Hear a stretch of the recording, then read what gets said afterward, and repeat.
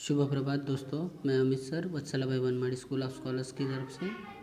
पिछले तासिका में हमने नमक का दरोगा इस लेसन में यह देखा कि पंडित आलोकदीन ने अपने पैसे के बलबूते पर न्यायालय में ये जो उन पर नमक के गैरकानूनी तरीके से जो व्यापार करने के जुर्म में उन पर जो मुकदमा चल रहा था, उस मुकदमे को उन्होंने पैसे के बलबूते पर जीत लिया। साथ ही साथ वंशीधर जी को अपनी नौकरी भी गंवानी पड़ी और उसके लिए उनके माँ बाप और उनकी पत्नी ने उनसे मुँह फेर ले लिया और उनको बहुत सारी जली कटी बातें उनको सुनाई।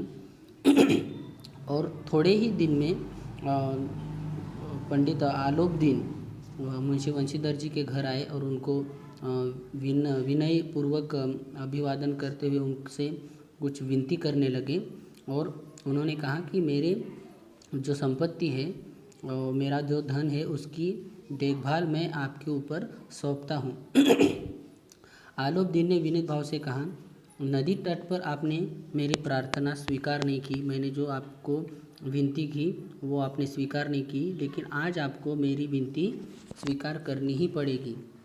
और आगे वंशीधर जी बोले कि मैं किस योग्य हूँ, किंतु जो कुछ सेवा मुझसे हो सकती है मैं ज़रूर करूँगा, उसमें कोई भी त्रुटि या कमी नहीं होगी। आलोकदीन ने एक स्टैम्प लगा हुआ पत्र निकाला और उसे वंशीधर जी के सामने रखकर बोले, इस पद को आप स्वीकार कीजिए और अपने हस्ताक्षर कर दीजिए। मैं ब्राह्मण हूँ, जब तक यह सवाल पूरा न कीजिएगा द्वार से नहीं हटूँगा, मतलब आपके घर से नहीं जाऊँगा जब तक आप मेरी विनती स्वीकार नहीं करेंगे। वंशीधर जी ने उस कागज़ को पढ़ा और उस कृतज्ञता से आंखों में उनके आंसू भर आए और पंडित आलोकदीन ने उनको अपनी सारी जायदाद का स्थायी मैनेजर, यानी उनकी स्थायी जितनी भी ज़मीन जायदाद और संपत्ति है उनकी देखरेख करने की जिम्मेदारी मुंशी वंशीधर जी को पंडित आलोकदीन ने दे दी और उनको उनका मैनेजर नियुक्त कर लिया। 6,000 वार्षिक वेतन, यानी सालाना 6,000 रुपये उनको सैलरी मिलने वाली थी, वेतन मिलने वाला था। उसके अतिरिक्त रोज़ाना खर्च अलग, रोज़ का जो डेली उनका खर्चा जो भी रहेगा वो उनको अलग से मिलेगा। सवारी के लिए घोड़े, रहने को एक बंगला, नौकर चाकर सारे मुफ्त रहेंगे। और थोड़े से कंपित स्वर में वो बोले कि पंडित जी, मुझ में इतनी सामर्थ्यता नहीं है कि आपकी उदारता की प्रशंसा कर सकूं, किंतु मैं ऐसे उच्च पद के योग्य नहीं हूँ, ना ही मुझ में वो सामर्थ्य है कि मैं आपकी स्तुति कर सकूं, प्रशंसा कर सकूं। और साथ ही साथ आपने जो जिम्मेदारी मेरे ऊपर सौंपने की सोची है, मैं उसके योग्य खुद को नहीं समझता। उसके ऊपर आलोकदीन हंसकर बोले, मुझे इस समय एक अयोग्य मनुष्य की ही ज़रूरत है, मुझे इस समय योग्य पुरुष की नहीं तो अयोग्य पुरुष की ही ज़रूरत है इस वक्त। मुंशीधर ने गंभीर स्वर में कहा, यो मैं आपका दास हूँ, मैं तो आपका दास हूँ। आप जैसे कीर्तिमान पुरुष की सेवा करना मेरे लिए सौभाग्य की बात होगी, किंतु मुझ में न विद्या है, न बुद्धि, न स्वभाव जो इन त्रुटियों की पूर्ति कर देता। मैं वैसे तो आपका दास हूँ और आप जैसे महान और कीर्तिमान पुरुष की सेवा करने का अगर मुझे मौका मिलता है तो मेरे लिए वो सौभाग्य की बात है, लेकिन फिलहाल मेरे पास ना ही विद्या है, ज्ञान है, ना ही मेरे पास बुद्धि है, ना ही वो स्वभाव है जो इन सारी कमियों की पूर्तता कर सके या इन कमियों को दूर कर सके। ऐसे महान कार्य के लिए ऐसे महान कार्य के लिए एक बड़े मर्मज्ञ अनुभवी मनुष्य की आपको ज़रूरत है। आलोकदीन ने कलमदान से कलम निकाली और उसे वंशीधर के सामने रख कर बोले, न मुझे विद्वत्ता की चाह है, ना ही अनुभव की, ना ही मर्मज्ञता की, और न कार्यकुशलता की। इन गुणों के महत्व का परिचय मैं खूब पा चुका हूँ।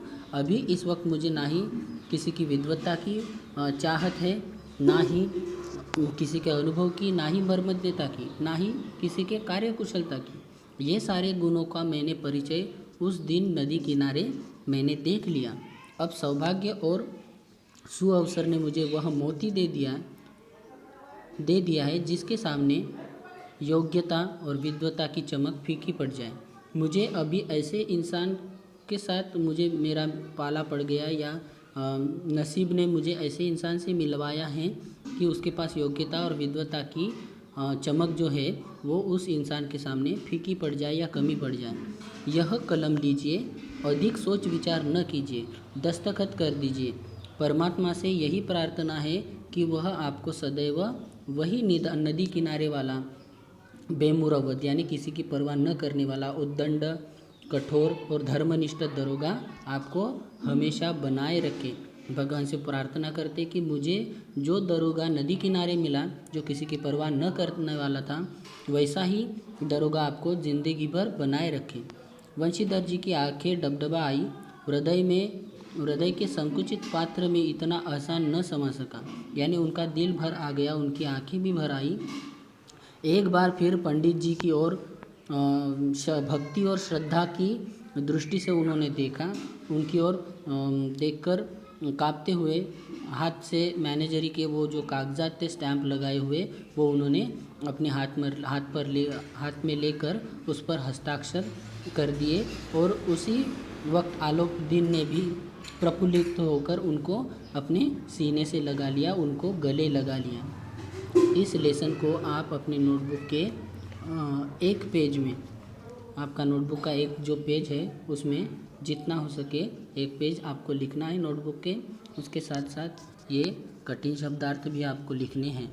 इसके बाद ये जो क्वेश्चन आंसर से प्रश्नोत्तर है हम अगली तासिका में देखेंगे। धन्यवाद।